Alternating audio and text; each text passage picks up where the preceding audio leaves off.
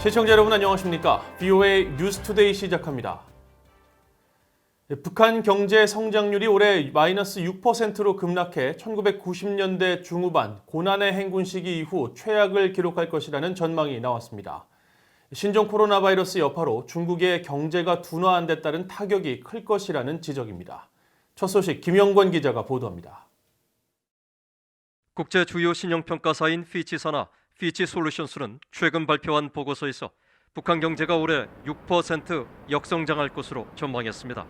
올해 초에 전망했던 북한의 국내 총생산 GDP 성장률 전망치 3.7%에서 마이너스 6%로 무려 10% 가까이 하향 조정한 겁니다. 피치는 북한 경제가 이렇게 곤두박질하는 핵심 요인으로 신종 코로나 바이러스의 충격을 받은 중국과 세계 경제의 여파를 지적했습니다.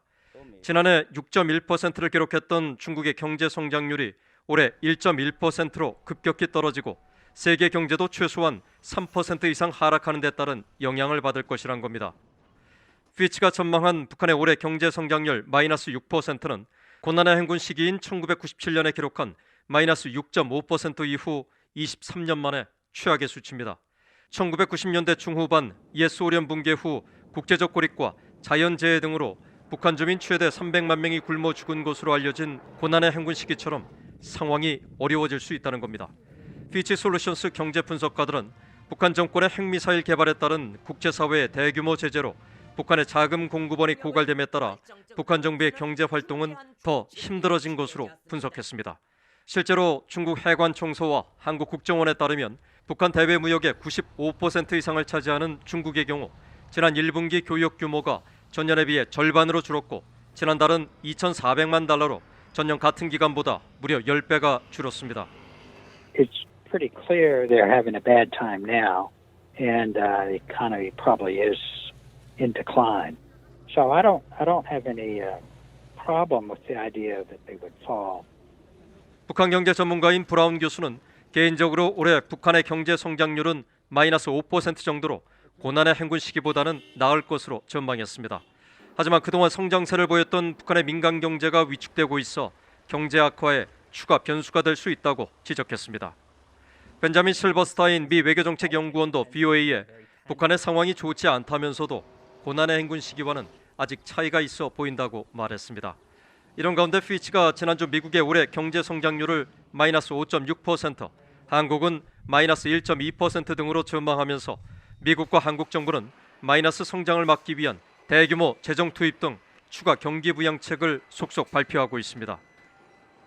하지만 북한 당국은 현재 경기 부양안이나 새로운 개선안을 선보이지 않은 채 여전히 자력갱생을 앞세우고 있다고 전문가들은 지적했습니다. VOA 뉴스 김영권입니다. 파나마 해양당국이 의도적인 선박 위치 추적 장치 부정 조작에 제재를 가하고 선박 등록 취소 조치까지 취할 수 있다고 경고했습니다. 이번 조치는 미국 행정부가 해상주의보를 통해 북한 등의 주요 해상 제재 회피 활동으로 선박 자동 식별 장치 부정 조작을 지적한 뒤 나온 조치입니다. 지다겸 기자가 취재했습니다.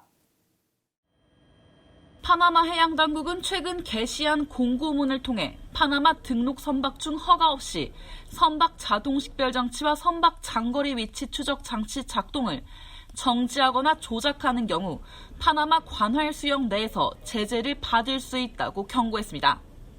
또 파나마 상선 총국은 모든 선박을 1년 내내 감시하고 있다고 강조하면서 선박 위치 추적 장치가 작동을 중단하거나 위치를 보고하지 않을 경우 경보가 자동적으로 항해해양안전부서로 전달돼 자동 경보에 대한 내부 수사를 착수한다고 설명했습니다.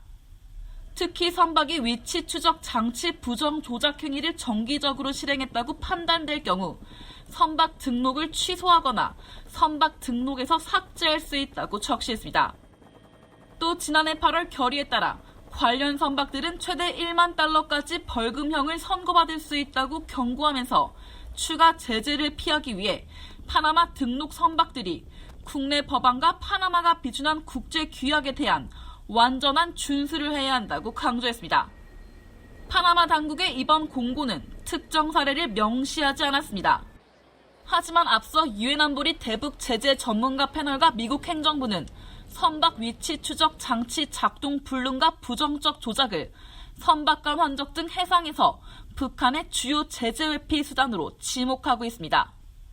미국 국무부와 재무부, 해양경비대는 지난달 14일 합동으로 북한과 이란, 시리아의 불법 해상 활동에 대한 주의보를 발령했는데 선박 자동 식별 장치를 의도적으로 끄거나 조작하는 행위를 북한과 이란, 시리아의 공통적인 해상 기만 행위로 적시하기도 했습니다. 파나마는 다른 나라에서 운영되던 선박의 등록을 허용해주는 편의 치적국으로 북한 당국은 해상 제재 회피 활동에 이 같은 편의 치적을 악용한 전례가 많습니다. 프리뉴스 지다겸입니다.